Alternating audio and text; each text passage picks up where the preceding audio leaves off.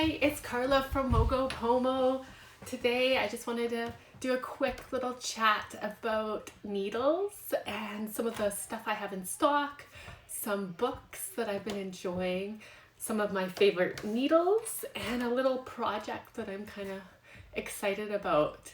So first I'll start a little bit about when you dig into the different types of needles. It's kind of exciting. There are so many different types. There's different sizes. There's ones that are specific for certain crafts. And sometimes you need to experiment a little bit to find out what is the right needle for what you're working on, and what you think or what you're told might be the right needle might not be what works for you. So it's good to have a little bit of everything so you can play. I'll talk about some of the resources. It kind of gives you a little bit of an idea, a starting point when you dig into getting a needle ready to finish or work on a project. Can kind of give you the right direction on what you might want to look for a needle. But again, it's about experimenting. It's about finding what works for you. And I know some of us have a favorite needle for different projects. So if you do find the right needle, it is a way more enjoyable when you're working on your project than if you don't have the right needle or the right quality of needle as well. One of my favorite books that I just got in, it's a little pamphlet, and it's called Sewing Needle Pocket Guide for Hand Stitching. And I can order these into the shop if people are interested in it.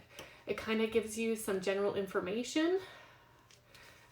And then when you open it up, it gives you some information about different specialty needles. And then when you open it up more, it kind of has more of like the standard needles in it too. So it has like beading needles, chenille needles, darners. I really like darners, are one of my favorites. Ones that are very sharp. And tapestry is something that we use a lot in weaving and knitting and crocheting. And it kind of talks about the different sizes, the different lengths, the type of eyes, because each type of needle has a different eye shape, eye size. And what I did find really interesting is the sizes. So when you're looking at sizes of needles, the bigger the number actually means the smaller the size needle. So I find that quite interesting. I would think it would be the other way, but no, the bigger the number, the bigger the number, the smaller the size of needles. So I gave kind of a little bit of a list, but in general, when looking for needles, quality does make a difference. If you buy a pack with lots of needles in it, you'll get lots of needles, but if they're not a great quality, you'll have bending of needles. I've had the eye like break at the top, and that's been quite frustrating. I've had also like barbs on the needle, so when they're lower quality, they're not as smooth, so then they're catching on my hemming or on my sewing or what. So yeah, looking at the quality of needles is important. As well, always use the sharpest needle that you can. And one of the new products I got in for sharpest needle is these really cute sweet and sharp macaroons.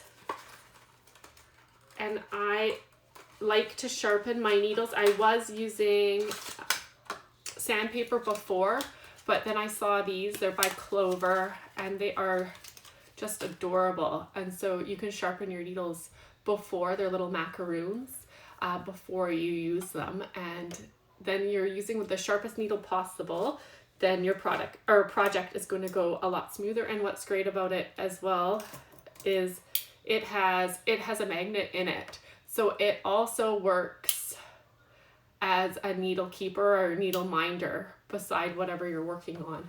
So bring that in. Isn't that adorable? So yeah, you can sharpen a needle that way. So always use this sharpest one. Watch out if they have crappy eyes. You might be frustrated as well. And again, if you're working on a project, try to use the smallest needle that you can. So that's the little sharpener there.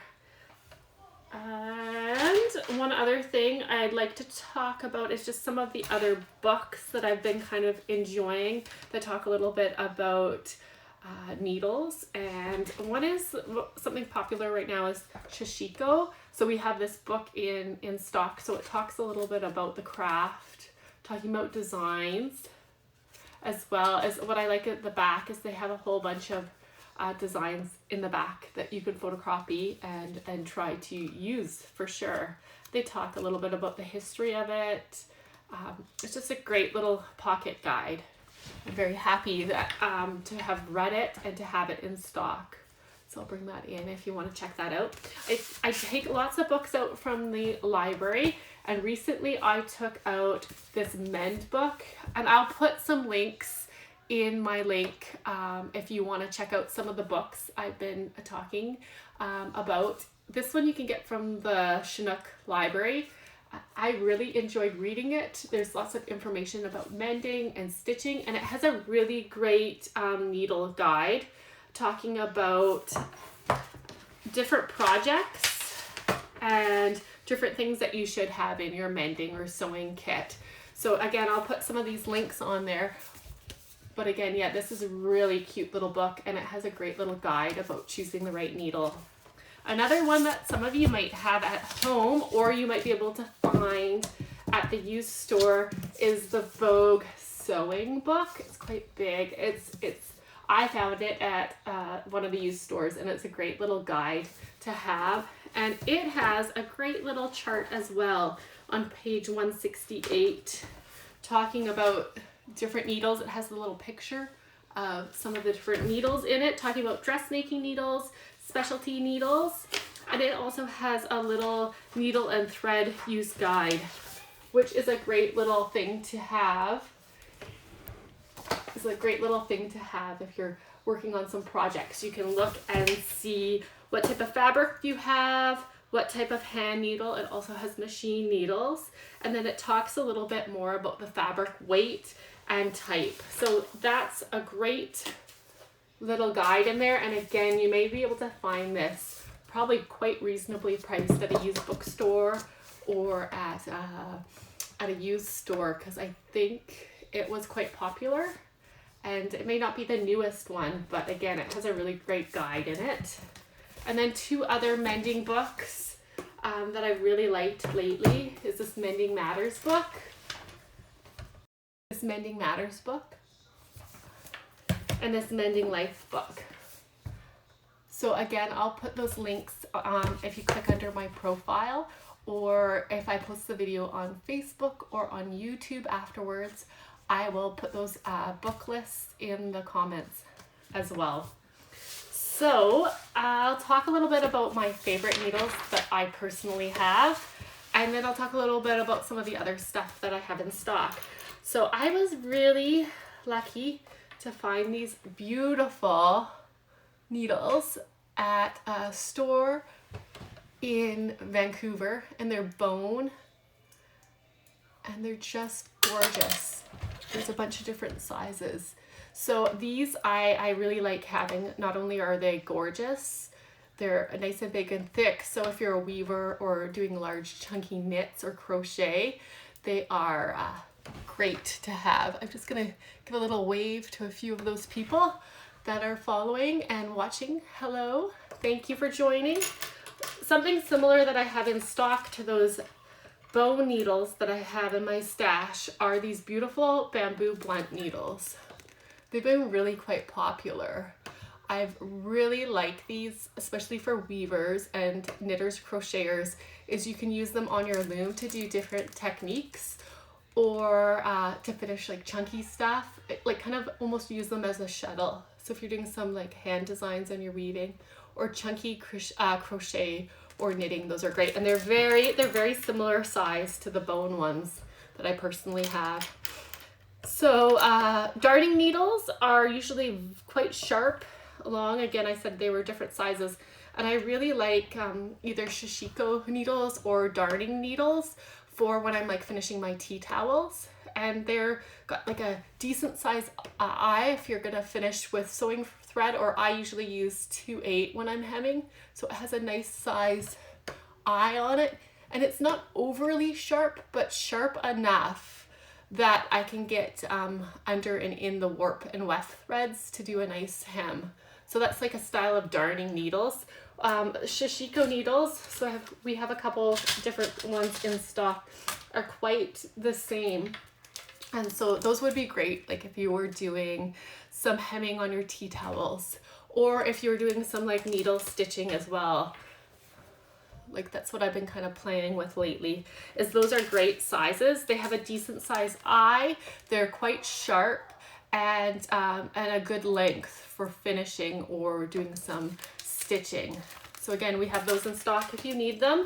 And then also just some tapestry style needles, but they are quite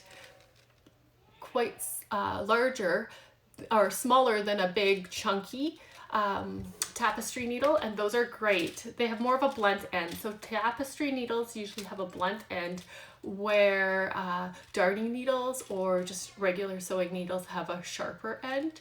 So choosing the right end for what you're working on. So if you're working with some weaving or some knitting, you probably want a blunter end when you're kind of doing some stitches. But then again, I said that I really enjoy using like a darning needle when I'm finishing. So tapestry needles come in a variety of different sizes. So they go up from like big chunkier ones to smaller ones.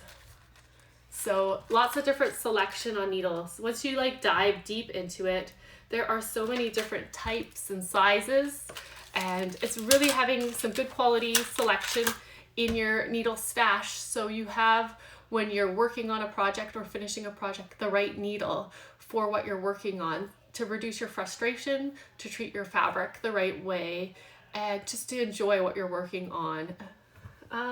So what I would like to show you, again, I was talking a little bit about some of the mending books that I like, and two little tools that are really quite nice to have in your mending and sewing basket are the darning and repairing mushroom and eggs. These ones were made by a local wood master craftsman in Lethbridge, and he does make some really nice stuff for me that I have in the shop. I haven't posted these yet, I have to get them on, but they are so great for working on things. So I have them in my mending basket. The other thing that I have really liked having is the little needle menders. So when I'm working on like hemming a tea towel or doing some hand stitching, this has a magnet on it, so you can magnet it onto your fabric. So if you have a few pins or needles that you want to keep what you're working on, you can like attach it to the fabric as you're working. Like if this is a larger blanket or a towel, you can just attach that on there, and then you can keep your needles attached to the magnet. So they're easy to keep track of, you're not losing them, and you can reposition the needle minder wherever you like. So those are great. We have a variety of different pictures on them, so you can check those out. I really like this Raven Crow, and then there's some really cute bee minder ones. They're adorable. And so the other thing that we have in stock that kind of goes with the pins and needle theme are these flat button needles right there. And I really like these because they have the no melt technology. So if you're working on a tea towel and doing the hem, it's great to use those, because if you iron them, you're not going to melt the little ends off. And I don't know if anyone else has ever melted the ends on pins. I have a few times, and it's not nice for my iron, and it's not nice for what I'm working on. And these are adorable. They're little pin heads, and I quite think those are adorable. And so the last couple things I would like to mention is just kind of a little project that I've been working on lately. And I've really quite enjoyed doing them because I'm practicing working on my consistency with my stitching, and that's something that I know I need to kind of work on. So I've been making these little kind of like potatoes out of some recycled fabric or little pieces of fabric that I've stashed up. And so I've been practicing doing a little bit of stitching embroidery on them. I think you can see on there using kind of this Shashiko style needle. And a great product that we have is the Trailhead Tencel. So we only have it in the skeins right now, but they've come out with these funky little cute aluminum bobbins with different colors on them. And it's Tencel, it's nice and shiny, it's hand dyed here in Canada.